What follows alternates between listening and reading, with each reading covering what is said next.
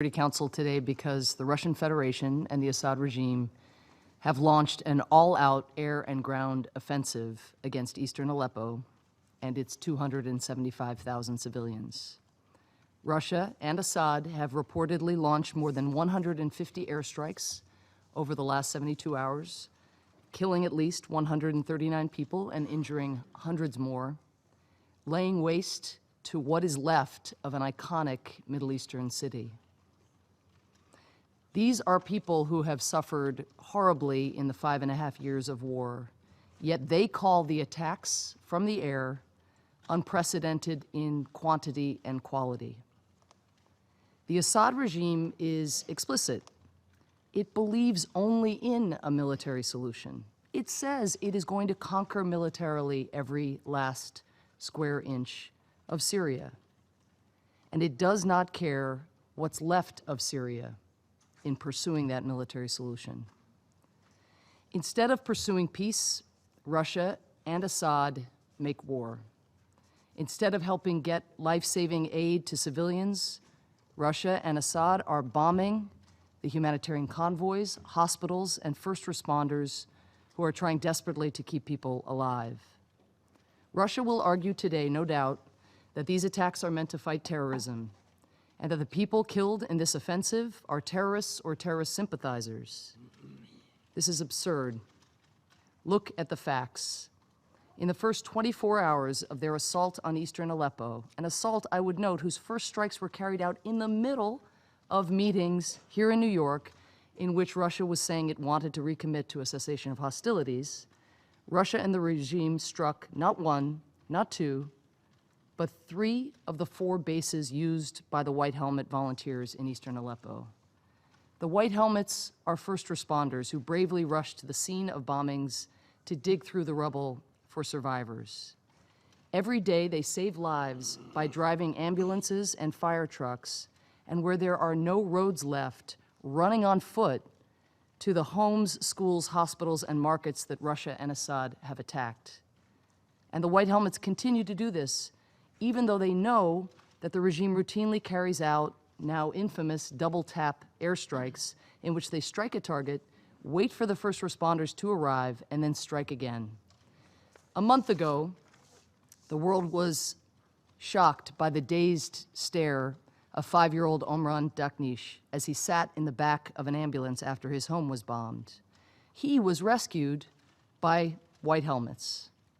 But because of Russia and Assad's attacks these last few days, fewer kids like Omran are going to be rescued. Those buried alive in rubble in eastern Aleppo are much more likely to die in rubble. Another target that the latest Russia-Assad offensive struck at its outset was the Bab al-Narab pumping station, as we've heard, which supplies drinking water to the people in eastern Aleppo. As a result, 2 months after the Assad regime cut off eastern Aleppo from deliveries of food, medicine, and humanitarian aid, residents will now be at risk of disease and infection as they drink whatever dirty, untreated water they can find. I would note that an opposition group also turned off a nearby pumping station that supplies water to some of the more than 1.5 million people in western Aleppo, which we condemn.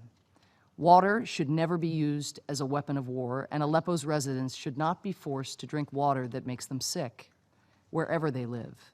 This is obscene. Eastern Aleppo remains under siege as we convene here today.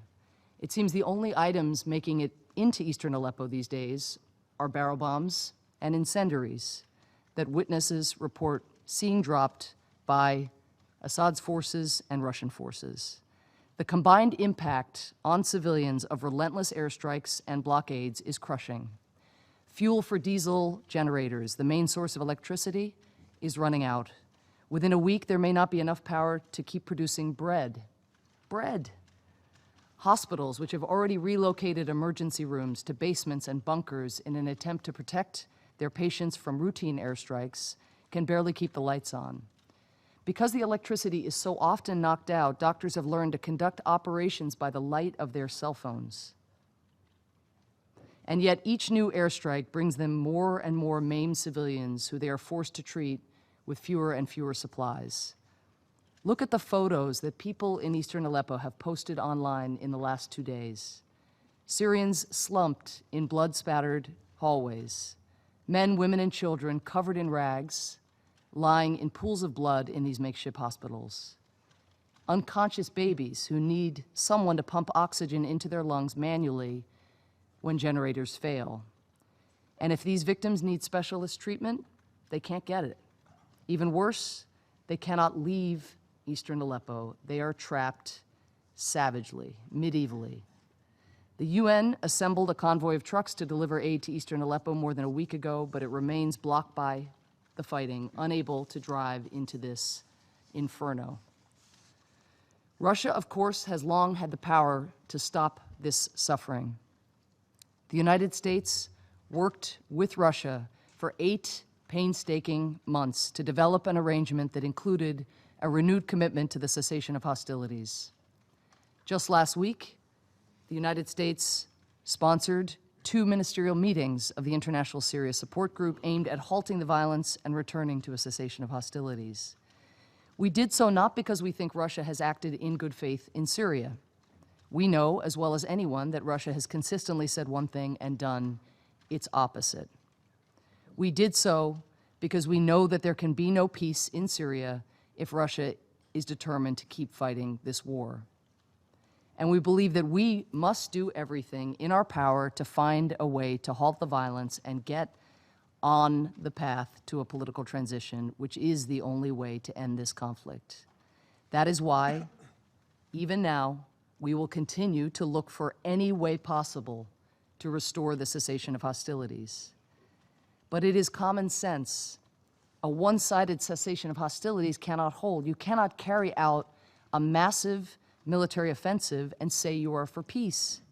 That might work on Russia today, but it doesn't work when the world has reams of evidence proving exactly what Russia is doing. Last Wednesday, Russian Foreign Minister Sergei Lavrov sat in this chamber and declared that when it comes to Syria, Russia has consistently advocated an exclusively peaceful solution. Yet given when the offensive began, it is not unreasonable to think that Russian and Syrian forces were literally loading the incendiary munitions and barrel bombs onto their aircraft as Minister Lavrov spoke here of making peace. The next day, after Russia and the regime began to rain its bombs down on civilians in eastern Aleppo, Minister Lavrov told the press that plans for a cessation of hostilities must be saved. This is Russia's approach to saving the cessation of hostilities? As the UN has said repeatedly, including today, these airstrikes on residential neighborhoods may well be war crimes. Russia today will no doubt again accuse the United States of causing all of this chaos. They might point to the single airstrike in which the counter-ISIL coalition appears to have struck a Syrian military position, a strike that we immediately acknowledged and committed to investigating in full.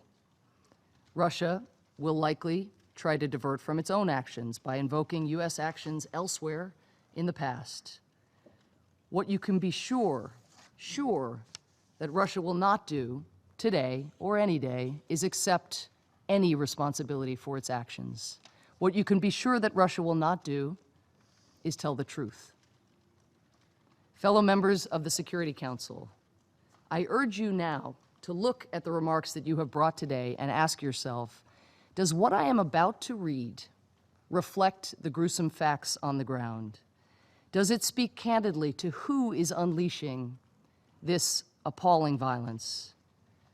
Would I feel comfortable reading these remarks to a chamber packed with the residents of eastern Aleppo being besieged by Assad's forces and by Russia?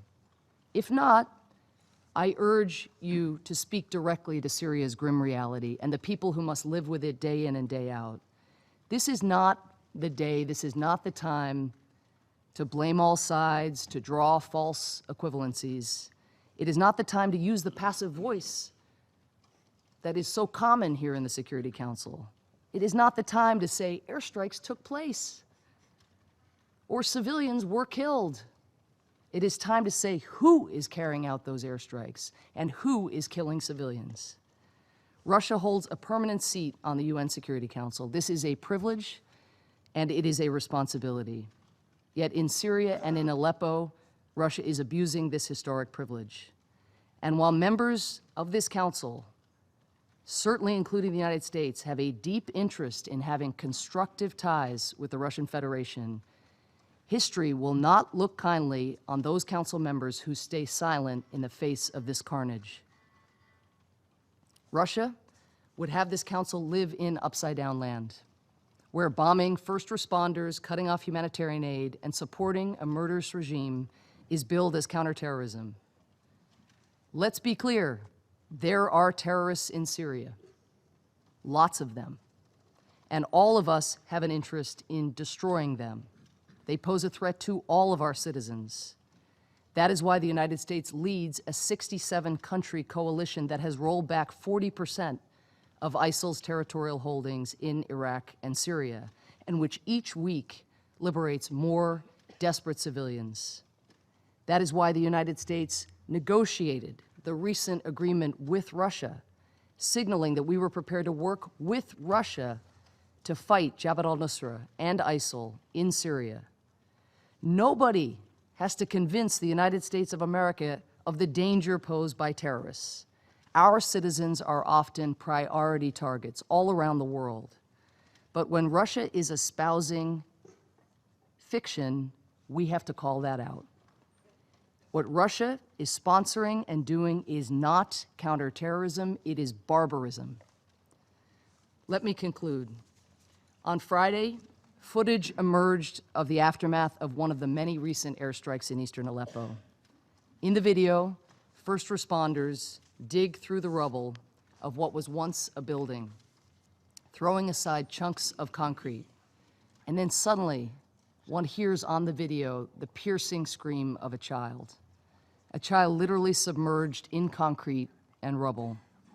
The first responders then began to dig more frantically until the head and blue and white shirt of the little girl emerges, a girl crying out in pain and in terror. Eventually, tenderly, the first responders remove the rubble from around her and pull that girl, 5-year-old Rawan Alouche, from the wreckage, her body covered in white dust. It feels like a miracle watching her come out alive. And yet, everyone else in Rawan's immediate family was reportedly killed in that airstrike. Her mother, her father, her 4 siblings, all killed. What chance does Rawan have in this world? What chance does she have with no family, but also with not even a single sign that her attackers have a shred of empathy in them? When violent attacks against civilians are surging, when norms of civilized behavior that we have spent more than 70 years trying to build are being trampled, when there is complete impunity for targeting aid convoys, civilian residential neighborhoods, children, hospitals, impunity, what chance does Rawan or any of us have? One first responder said of the relentless assault of the last couple days, quote, "People don't know what to do or where to go. There is no escape. It feels like the end of the world," end quote. The end of the world. It is apocalyptic what is being done to eastern Aleppo. Surely, for Rawan, who at 5 years old has lost her entire family, this council can at the very least have the courage to say,